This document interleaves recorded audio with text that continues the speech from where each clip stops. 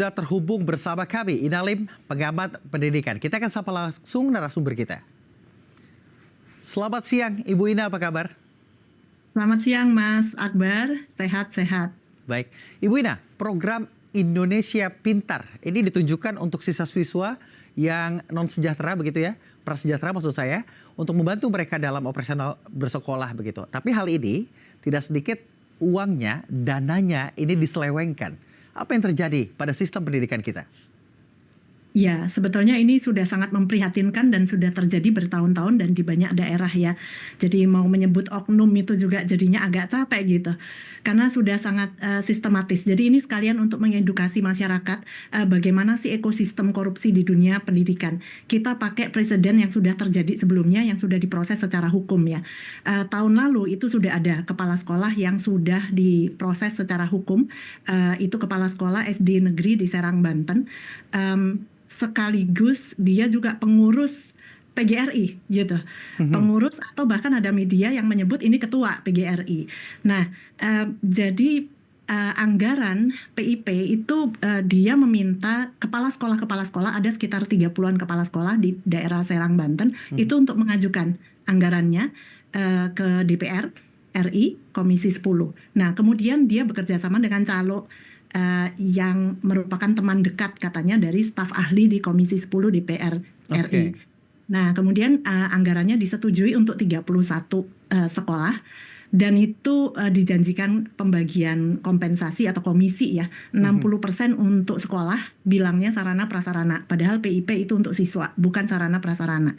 Nah, kemudian yang 40% ini untuk mereka gitu ya, dibagi-bagi, ada yang dapat 30%, 10% dan lain-lain.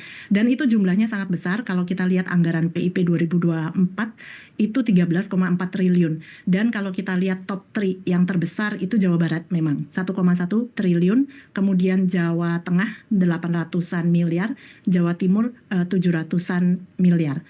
Jadi ini ekosistem yang menurut saya sudah sangat kok membudaya sekali gitu. Tapi memang tidak semua guru ya kotor. Masalahnya, jadi secara prinsip nih Mas Akbar, dunia pendidikan itu kan nggak boleh diisi oleh orang-orang yang cacat moral ya. Jadi kalau sudah terbukti, itu harusnya mereka tidak boleh kembali atau berada di lingkungan pendidikan. Karena pendidikan dasar menengah itu fokus utamanya pendidikan karakter. Dan untuk secara efektif mendidik karakter itu lewat panutan. Jadi guru kencing berdiri, murid kencing berlari. Jadi kalau panutan karakternya seperti ini mau jadi apa generasi? Bagaimana muridnya begitu, Bu? Betul. Baik, ini kan kita lihat bagaimana tadi ada potongan kuenya, ada untuk pengajuannya adalah fasilitas dan sarana begitu yang memang sini seharusnya untuk dana tersebut berasal dari bantuan operasional sekolah kalau saya tidak salah. Artinya ini seharusnya ada akuntabilitas yang dimana siswa maupun orang tua ini mengetahui ini. Lalu mengapa hal ini terus terjadi seolah-olah ini menahun? Apakah ada celah yang juga diperhatikan oleh oknum-oknum tersebut? Benar sekali, justru celahnya banyak ya kalau tidak ada transparansi data. Kemudian dalam membuka rekening, kemudian ini kan aneh juga karena kalau untuk siswa dan orang tua yang tidak memiliki siswa yang belum usia 18 ke atas memang tidak bisa punya akses ke rekening bank begitu ya. Jadi bisa diwakilkan, tapi diwakilkan itu kan harusnya oleh orang tua atau wakil. Jadi bukan oleh kepala sekolah. Kalaupun oleh kepala sekolah ternyata kan memang tetap harus mendapatkan surat kuasa tanda tangan dari siswa dan atau orang tua. Nah, tapi yang namanya seperti ini hanya masalah administratif itu sangat mudah untuk ada celah-celah diakalin gitu ya. Bahkan nama-nama itu juga ada ya, penemuan 800-an lebih nama yang harusnya mendapatkan PIP itu dibuat sama semua gitu. Jadi ini mau nyolong tapi males banget gitu ya. Jadi namanya dibuat sama semua, diajukan aja pokoknya jumlahnya ribuan gitu. Nah, celah selalu ada. Artinya dalam penyaluran tersebut banyak yang memanfaatkan celah-celah itu. Lalu bagaimana pengauditannya? Siapa yang bertanggung jawab? Siapa yang seharusnya memiliki pertanggungjawaban terkait penyaluran dana tersebut dari pemerintah pusat hingga sampai ke siswa? Ya, sebetulnya kan udah ada Pemda itu ya. Cuman masalahnya kalau di sini kita lihat tadi ekosistemnya semua ikut terlibat. Harusnya kan ada dari pihak luar kalau begitu gitu ya. Jadi harusnya ada lembaga independen yang memang di luar pemerintahan, kan masak jeruk makan jeruk kalau memang yang melakukan di dalam. Nah, ya, yang menjadi tanda tangannya besar bagi saya, justru pagi ini mungkin sekarang masih berlangsung Ya. ada rapat koordinasi dari PGRI Karawang yang mengundang juga pengacara dan temanya itu membahas mau memperkarakan nih indikasi adanya pelecehan profesi guru oleh Oke. seorang content creator, dalam hal ini sepertinya buron kan yang dimaksud karena mau membongkar kebobrokan ini, penyelewengan anggaran ini. Nah, ini menjadi tanda tanya besar. Yang melecehkan profesi guru ini adalah oknum kepala sekolah guru yang menyelewengkan anggaran, atau si content creator yang berusaha membongkar atau membersihkan dunia pendidikan dari oknum-oknum kotor.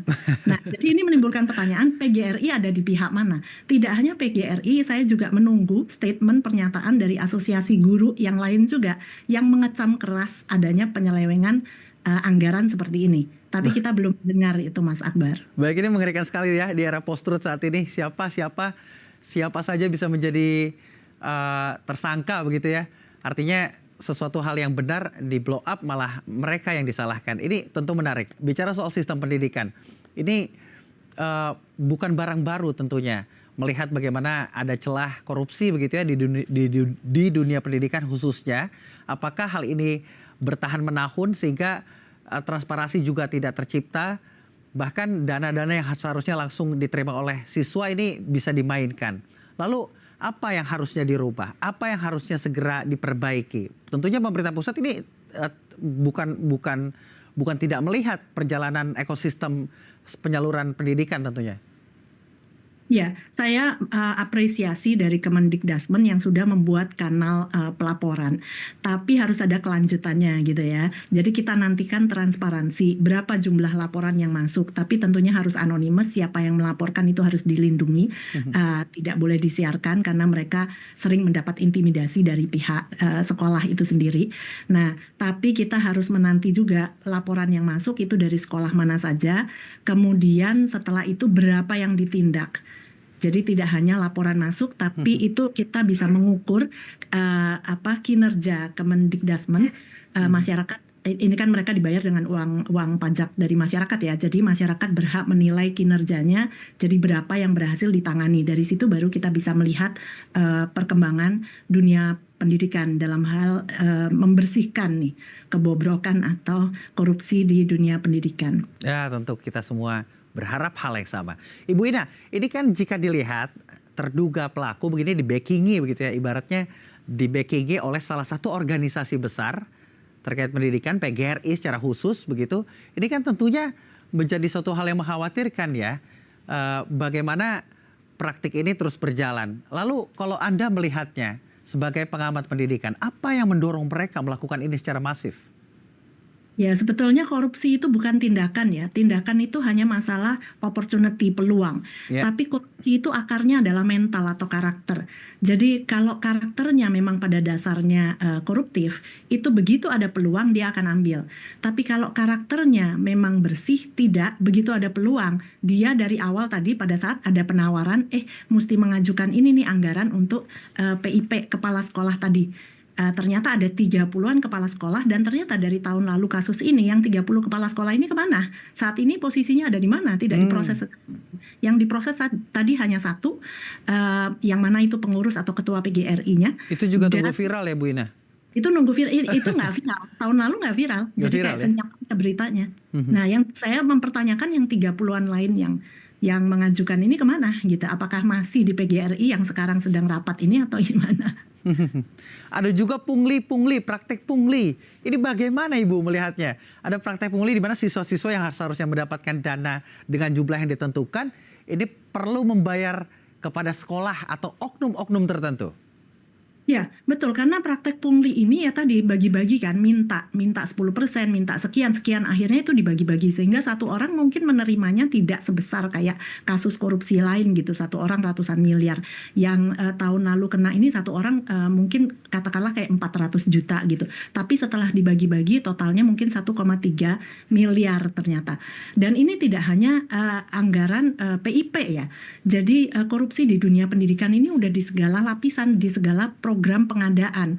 Baik itu pengadaan psikotes, baik itu pengadaan alat tulis, baik itu pengadaan juga pelatihan guru.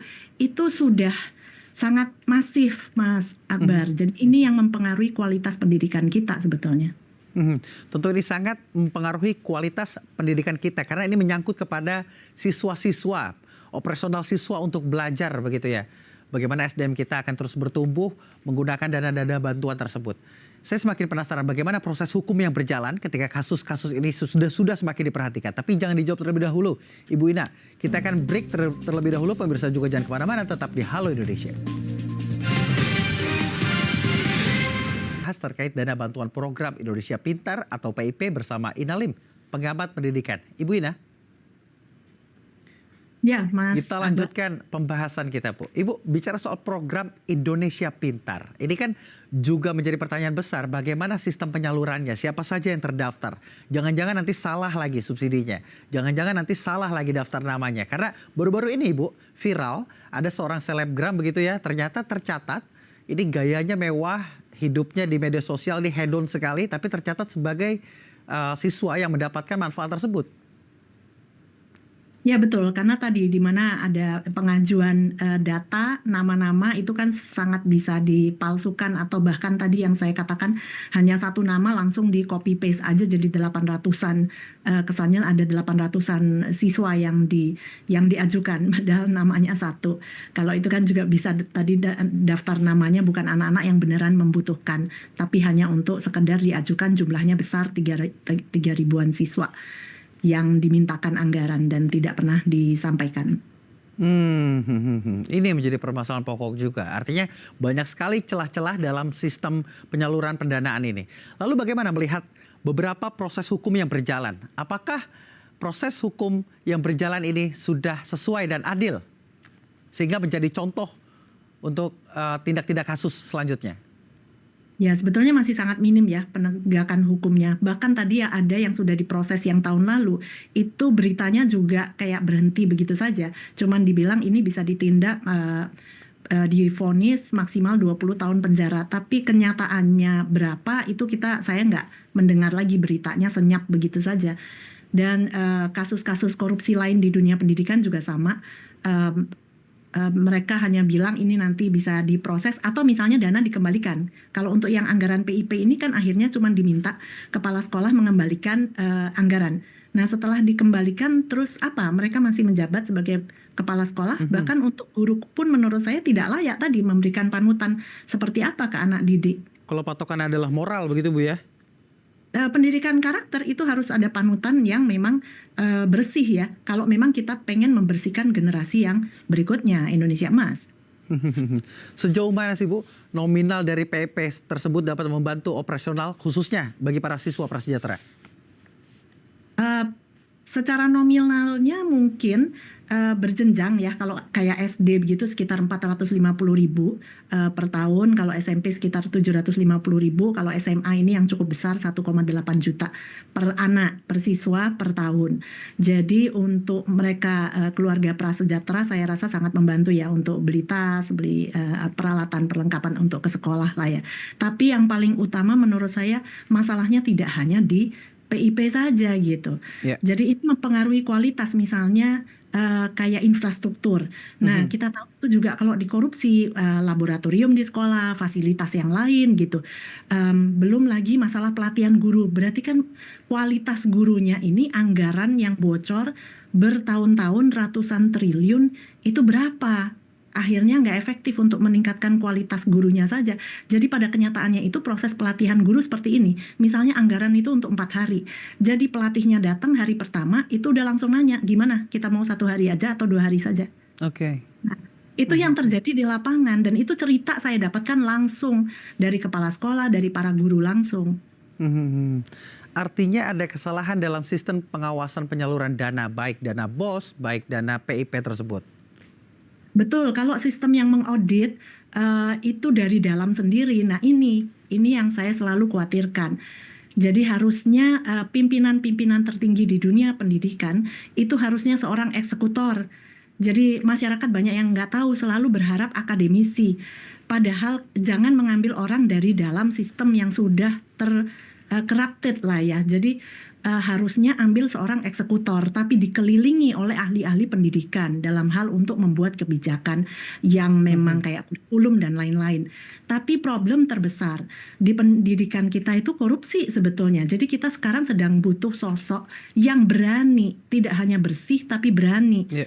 Itu dulu. Untuk memberantas ini nggak usah fokus mengganti-ganti kurikulum atau yang lain-lain, hanya berantas korupsinya. Saya yakin itu perubahan kualitas pendidikan akan lebih terasa kelihatan. Baik, tapi yang berani biasanya akan disingkirkan secara cepat. Nah itu kill the messenger tadi ya, seperti Bro Ron. Jadi dibunuh yang menyampaikan. Justru, tapi bagi saya kalau penegak hukum ini memang niat ya, malah lebih gampang. Kayak tadi sudah berkumpul kan di satu tempat rapat koordinasi. Nah kita mulainya dari situ. Karena guru-guru yang bersih itu akan mendukung. Saya guru dan saya mendukung ini untuk diberantas. Sementara yang mereka memaki-maki itu semacam kalau di kelas ngacung gitu ya. Saya tolong diperiksa gitu. Jadi menurut saya ini lebih gampang justru. Yang memaki-maki di media sosial tinggal di screenshot aja, kalau mau startnya dari mana ya dari sana. Baik, Ibu Ina, terakhir pesan Anda menanggapi kebobrokan ekosistem penyaluran dana pendidikan di Indonesia. Ya, saya rasa kalau bahasa Jawa itu mungkin ada yang menggambarkan secara lebih tepat ya, nguras blumbang nganggo banyu resik, membersihkan kolam kotor dengan air bersih. Harus digelontor dulu karena ini masalah sudah mental. Jadi memang sangat menyakitkan, tapi kalau kolamnya ini sudah dibersihkan dari orang-orang kotor, bukan profesinya ya. Di setiap profesi ada orang bersih, ada orang kotor. Jadi di bidang pendidikan siapapun itu yang kotor kalau bisa disiram dengan air bersih, dan ini yang sebetulnya mau ditangani di pemerintah sebelumnya yang mana mengadakan program kepala sekolah penggerak, karena mulai dari perekrutan kepala sekolah sendiri itu sudah tidak bersih gitu kan. Baik. Nah ini mau ditangani tapi memang belum sempurna, tapi sudah langsung dikembalikan lagi. Belum lagi nanti PPPK. Ini juga baru diubah lagi automatic renewal gitu, padahal harusnya kan berbasis kinerja. Kemudian belum lagi masalah survei lingkungan belajar yang tadinya kita bisa predictive analysis di lingkungan mana yang banyak terjadi korupsi misalnya. Dan ini juga masih menjadi tanda tanya saya bagi Kemendikbudristek untuk dijawab apakah survei lingkungan belajar ini akan dilanjutkan atau memang akan dimatikan. Nah dari situ kita bisa melihat komitmen kementerian yang sekarang untuk memberantas korupsi di dunia pendidikan. Baik, kita sama-sama tunggu bagaimana komitmen Kemendikbudristek dalam tentunya meningkatkan pengawasan terkait penyaluran pendanaan, karena ini bergantung pada generasi kita mendatang. Terima kasih Bu Ina telah berbagi bersama kami di Halo Indonesia. Selamat siang. Selamat siang. Pemirsa, usai jeda saya akan mengajak Anda melihat kemegahan kuil Hindu terbesar se-Asia Tenggara.